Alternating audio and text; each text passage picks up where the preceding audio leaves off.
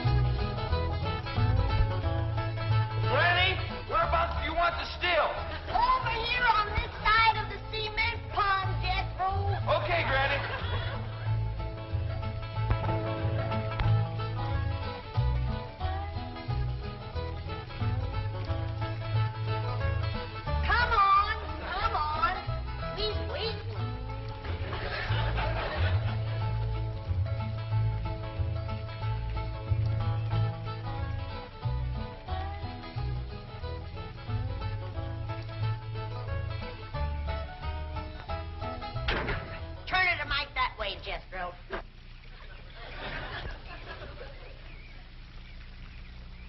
Only one bad thing about putting you still here, Granny. What's that? Drysdale place is downwind. The smell of your corn liquor or brewing is going to drive poor Miss Drysdale right out of her mind. She's a drinking woman. How do you know, Uncle Jay? Well, he kind of let it slip out. Remember when we was unloading this from the truck? Yeah? He says to me, what's that? I said, that's a still for making corn liquor.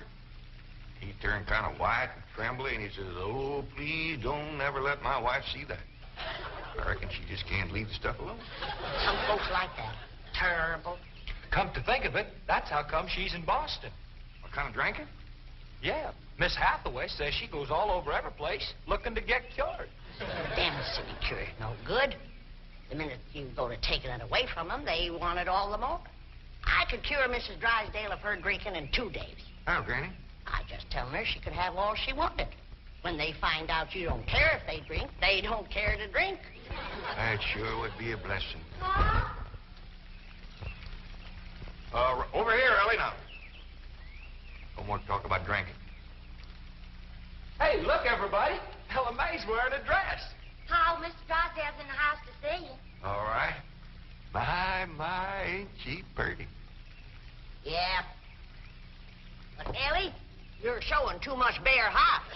Well, that ain't her fault, Granny. She just got the dress on backwards. Ellie, honey, put it on the other way around. All right. Hold it. Hold on. The world kind of a dress is that? Well, Miss Hathaway says it's a California sundress. Let no son of mine wear it. Daughter neither. Granny, you'd best get her into something decent whilst I talk to Mr. Drysdale. Uncle Jay, can I go swimming in the cement pond? Oh, I reckon so, Jethro. But this ain't like the swimming hole back home. You can't go in there without no clothes on. I can't? No, sir. Okay, Uncle Jay.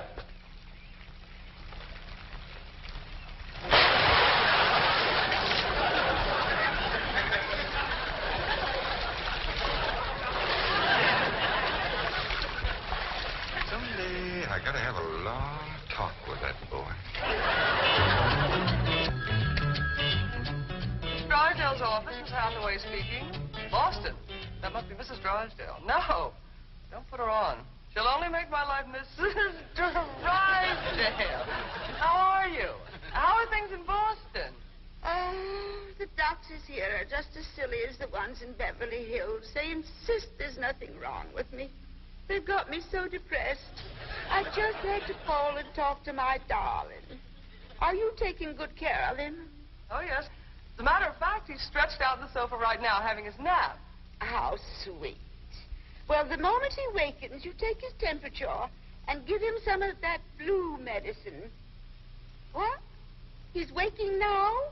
Oh, marvelous. Put him on. Tell him Mumsy wants to hear his sweet voice.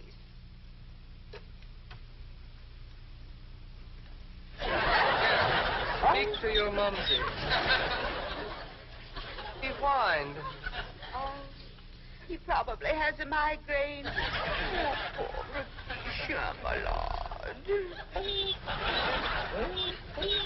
Even made a hypochondriac out of you.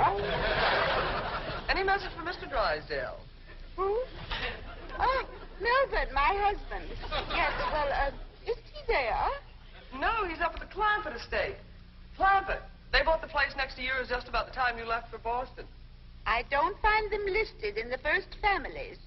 You tell Milburn not to mingle with them socially until I've had a genealogical check run on them. We don't want riffraff living under our very noses. For pain, one swaller. Don't open near fire. I'll be right in, Mr. Drysdale. Thank you, Willie Mae. Granny, this is quite an array of medicines you have here. Yep, them's all the remedies I made myself. I wish you'd make something to help my wife. She's a terrible hypochondriac. Oh, What's a hypochondriac? Ellie, you run along now. I'll join you directly. There she goes from doctor to doctor to doctor. Well, I reckon the doctor can't help what's ailing her. Of course they can. It's psychosomatic. But she insists on prescriptions. Oh, I wish you could see our bedroom. Bottles all over the place. I plead with her. I hide the stuff. She always finds it or gets more. You think that's a lot of bottles? You should see my wife after a trip to the pharmacy. Why, she's so loaded she can hardly stagger up the stairs. Sit down, Mr. Drysdale. Set yourself. And she has a dog. A perfectly healthy poodle. Now, would you believe that she Don't tell me. laps it up just like she does? Lord, love. You're sure toting a heavy burden. Now, maybe I can help you. Now, if she was to think that every time that she was to... You can just wear that barrel till your clothes get dry. Hadn't the Jethro get too close to a skunk? He jumped in the pond with his clothes on. Mr. Drysdale, I'm sorry to kept you waiting. Did Granny tell you about her complaints about the kitchen? Jed, I'm ashamed to mention my piddling troubles to a man bowed down with the misery he's got. You know his wife.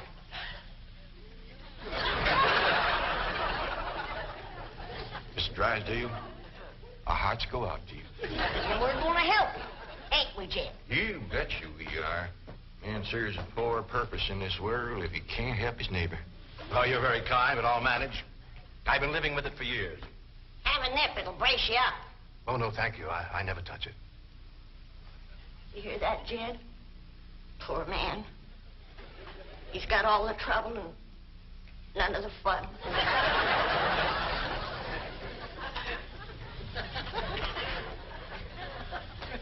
There goes a soft-hearted woman. Yeah. Now, about her complaints. Oh, yeah. Well, for one thing, that electric meat grinder has been giving Granny a heap of trouble. Electric meat grinder? Yeah, this one right here in the dish trough. Oh, it grinds the meat all right, but then you can't find it. It goes down that pipe. Granny lost 2 squirrels and a rabbit in that thing. That's a disposal. You only put things in there that you don't want. Now, Mr. Drysdale, that ain't altogether true. Granny sure wanted them squirrels and that rabbit. And another thing, this here sideways pump don't work at all. We must have carried in a barrel of water to prime that thing, but it didn't work. Oh, there's another thing. Every once in a while, this little thingamajig here makes a ringing noise like that. There it goes again. Well, that's a telephone. Someone's calling you. I don't hear him. They're calling you on the telephone. Say hello into it. Hello. You have to snip the receiver first. Now say it. Hello. Mr. Clampett? He said my name. Can he see through this thing? No. Mr. Clampett, may I please speak to Mr. Drysdale? Well, they sure can see, or else how would they know you're standing here? That's my secretary. She knows I'm here. Yes, Miss Hathaway. Mr. Drysdale, I have some messages. I'll be doggone. Granny! Ellie Mae! Come look what we got! The Clampetts have just discovered the telephone. indeed. This is a marvelous invention. With this instrument, you can talk to anyone, any place in the civilized world. We talk to my cousin Pearl? Oh, yes, of course. Right now? Yes? Ellie Mae, run out back and fetch Jethro. Oh, wait a minute. He might not have his clothes on yet. Oh, I'll get him. Jed, is he greening us? Can we honest to goodness talk to Pearl on this thing? You heard what he said. Hello, Pearl, you old rascal. What you doing back there? Hi, there ain't crowd this here Dallas. Now, ladies, first, you gotta pick this thing up. Hello, Pearl, you old rascal. What you doing back there? Hi, there ain't crowd this here Dallas. What's she saying? Ain't saying a word. You're just humming. She ain't even humming a tune. Shut up, humming, and say something. Jethro will be right in. You ready to call Pearl? We've been a call, but she just hums. That's a dial tone. First, you've got to dial long distance like this. Okay. Howdy, Pearl.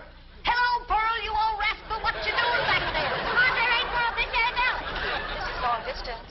We know that, Pearl. Oh, I believe you have the operator. What's Pearl's number? Number? Operator.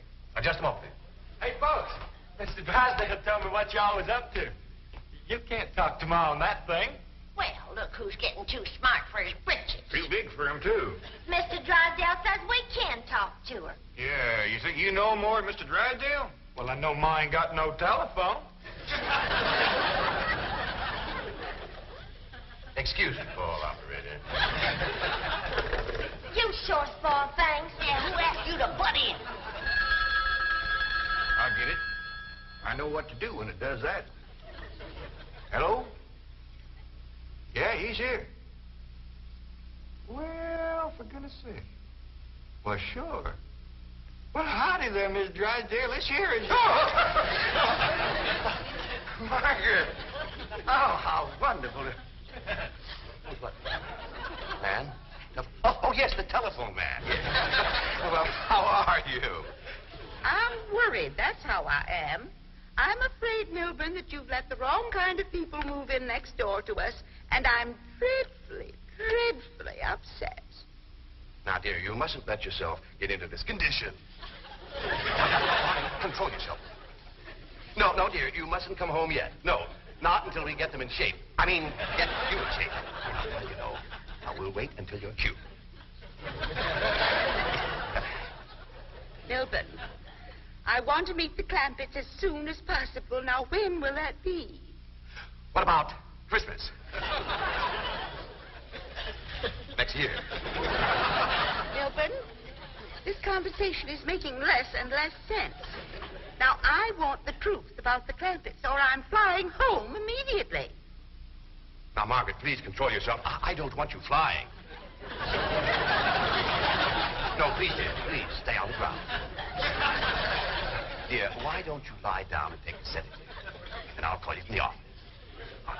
Goodbye. I'm sorry, my wife. We understand. Well, I'll see you later. Keep your chin up. Poor man. Would it just tear your heart out? He is so ashamed of his wife, he don't even want us to meet her. What he says, she won't be cured till Christmas of next year. You gotta help me, Granny.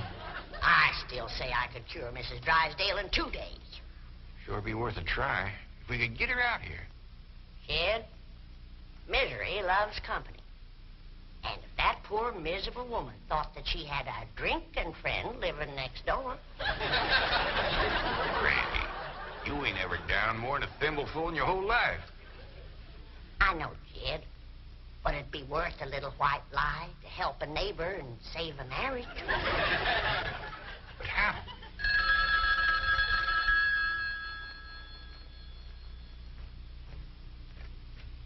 Hello? Yes, ma'am. Oh, you got a stroke of luck, Granny. It's Mrs. Drysdale again. Well, no, ma'am, he ain't here, Mrs. Drysdale, but Granny and me'd like to talk to you. We's your next-door neighbors, the Clampetts. Listen, honey, I got my still set up not 50 feet from your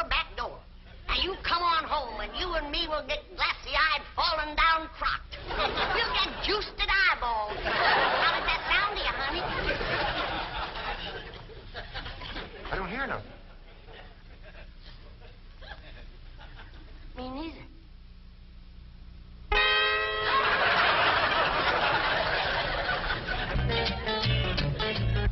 That's the message I got when I tried to put through your call. She's on a jet, right? Never mind the grisly details.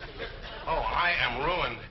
If Margaret gets one look at those hillbillies next door, she'll leave me. Get my psychiatrist over here. Move over, Claude. I need this more than you do. I know you don't need your psychiatrist. You're looking at the dark side. There is a bright side. Of course. Your wife is an intelligent woman. She'll see that underneath that rough exterior, the Clampetts are basically fine people. Or she may even help them to get socially acclimated. You're right. I don't need my psychiatrist. You do. Your wife will take... My wife, through whose aristocratic veins flows blood the color of bluing, considers anyone whose ancestors did not arrive on the Mayflower immigrants. Yes, she does make rather a fetish at the family tree, but... But nothing. I'm stuck. Now, I'm either going to lose my wife or my largest depositor. That's what makes the whole thing so difficult. You know, I like the Clampetts, but I love my wife. Isn't life weird? She's a snob, she's a hypochondriac, she's not young and beautiful, but I love her. And now I do need my psychiatrist. Now, Mr. Drysdale, as we used to say at Vassar, tout devient tout éclairé. Courage will light your path. Yes, I know what I have to do. I'll go to the airport. I'll take Margaret in my arms. I'll look her in the eye and lie like a rug. I'll tell her the Clampetts have left town and put her back on the plane. I beseech you, do not become enmeshed in a web of lies. But it won't be a lie if the Clampetts are tricked into actually leaving town. But they're just getting settled. What could possibly induce them to leave town? That's your problem. Me? You expect me? But they like you. Finagle them into going to Palm Springs for a few days. No, no. I will not help you spin your deceitful web. Miss Hathaway, would you rather be an unemployed secretary or a spider with a rage? You know, I think the Clampetts might enjoy Palm Springs. Palm Springs? Where's that? About 125 miles from here. In the desert. Desert? Yeah, remember we crossed one of them on the way out here. All that sand? Yeah, I remember. You ain't getting me to no desert. Trees were so far apart, the woodpeckers had to tote lunch. But this is different, Granny. This is a beautiful resort with lots of trees and fine hotels and swimming pools. We got a pond for swimming right there. Ellie's out swimming right now. You didn't jump in with her clothes on, did you? I don't know. Oh, surely not. She promised to wear the lovely swim ensemble I got her. Yeah, she done just like Jethro. Here she comes with the dress shrunk clear up to her. Granny! What's the matter? All her hair come out. What? It's true. Ellie lost her beautiful hair. Heaven help her, she's bald as an eagle. Wait a minute. Take off your bathing cap. Oh, praise be. All right, but Ellie, you hadn't ought to went swimming with your clothes on and shrunk up that nice dress. This ain't a dress, is it, Miss Jane? No, dear, it's a beach jacket to wear over a bathing suit. Ellie Mae Clampett. Cover up your nakedness, child. That's the way everyone goes swimming out here. It's perfectly proper. Well, you wouldn't catch me in nothing like that. Me neither. Mr. Clampett, how would you like for a member of your family to become Princess of Palm Springs? What? They're holding a beauty contest at the Springs this week, and someone in this very room has the face and the figure to win. When the judges see her in a bathing suit... I told you I ain't putting on no bathing suit. Believe me, Mr. Clampett, this beautiful daughter of yours can win that Palm Springs beauty contest without even trying. Can we go, Pa? I'm sorry, Ellie Mae, but I just don't cotton to the notion of a bunch of strangers gawking at your bare limbs. Besides, we already know you're the prettiest. Why shame all them other girls? Run along and get some clothes on. Yes, sir, Pa. Mr. Clampett, I do wish you would reconsider about going to Palm Springs, even if Ellie Uncle doesn't... Jay, Duke, and... Howdy, Miss Hathaway. Jane to you, Jethro. Well, Jane to you, too. Duke and me's all set to go hunting, ain't we, Duke? Jethro, have you ever hunted in the desert? No, ma'am. No, it's a fascinating place. You might even see a mirage. If there's one there, old Duke will tree it. He's the best hunting dog there is. Well, I love hunting around Palm Springs. You'll all love Palm Springs. They have wonderful hotels. Have you ever stayed in a beautiful hotel suite? No, I ain't, darling. Granny, let's you and me go and leave these two lovebirds alone. And wait, please, let me take you all to Palm Springs. I'll tell you what. Why don't you take Jethro and Ellie Mae and me and Granny will stay here? But then Mrs. Drysdale would see. I mean... Is Drysdale coming home? Is that why you was trying to get us out of town, so we wouldn't meet her? Yes, that is the reason. I'm so ashamed I could die. Yeah, now, don't go to crying about it. The way I look at it, ain't nobody got a right to be ashamed of nobody else. Good Lord made us all, and if we's good enough for him, we sure ought to be good enough for each other. I hold back on them tears. You's among friends. I remember a long time ago hearing a fellow say it. He said it just about right. He said, there is so much good in the worst of us and so much bad in the best of us that it don't hardly... No. Well, go ahead and bawl. It'll make you feel better. I'll tell you what. If this means so much to you, we'll all pick up and go to them Palm Springs with you. Oh, bless you. Mr. Drysdale would be so happy. I'll go help Ellie Mae pack. I'm telling you, that Miss Drysdale must be a mess. She's gonna need our help, kid. This is a poor time for us to be leaving. Yeah, we gotta help her once we get back. Right now, we gotta respect Mr. Drysdale's feelings. Jethro, you go get the truck ready. Okay, Uncle Jed.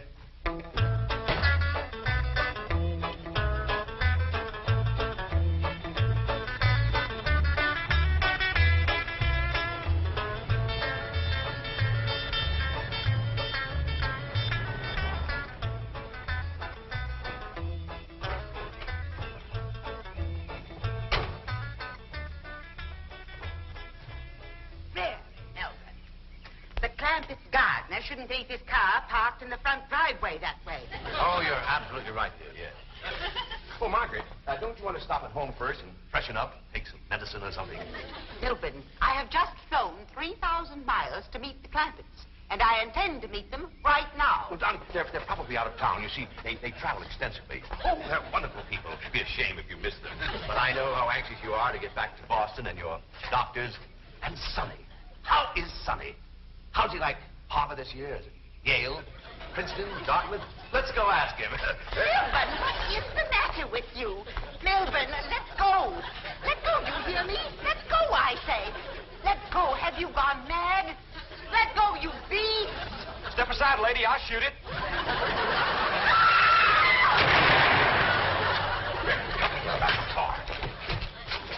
What'd you shoot, Jethro? I think it was a fox. Who's that? My wife. And why aren't you in Palm Springs? Let's get her home as quickly as possible. What's going on? Jethro shot a fox. That's Miss Drysdale, stewed to the gills. No wonder they didn't want us to see her. Poor woman. You mean poor husband.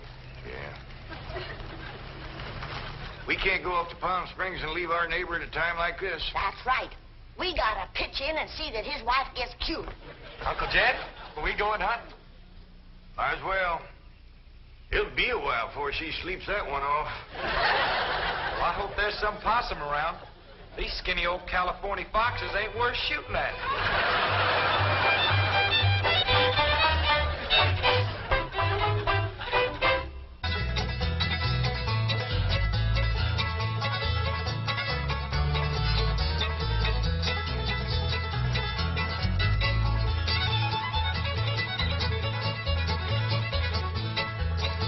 Well, now it's time to say goodbye to Jed and all his kin. They would like to thank you folks for kindly dropping in.